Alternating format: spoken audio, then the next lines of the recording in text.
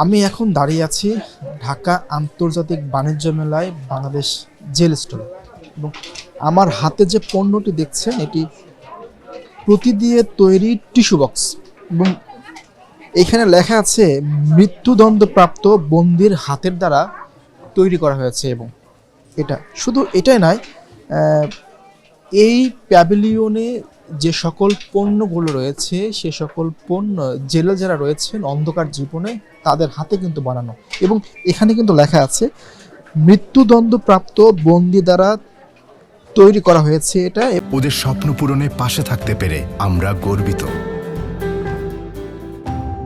এবং high security কেন্দ্রীয় কারাগার থেকে এটা এসেছে এবং এটির আসলে দাম ধরা হয়েছে 700 টাকা। এই পণ্যটি যে বিক্রি করা হবে এইটার থেকে 50% লাভ পাবে যে বন্দিটা এই পণ্যটি তৈরি করেছে। এবং আমরা দেখেছি যে এই স্টলে যে সকল পণ্যগুলো রয়েছে সে সকল পণ্যগুলোর গায়ে কিন্তু দাম লিখে দেওয়া আছে এবং আরেকটি নোট দেওয়ার আছে যে এই পণ্যটি বিক্রি করলে 50% পাবেন যে এই পণ্যটি তৈরি করেছেন।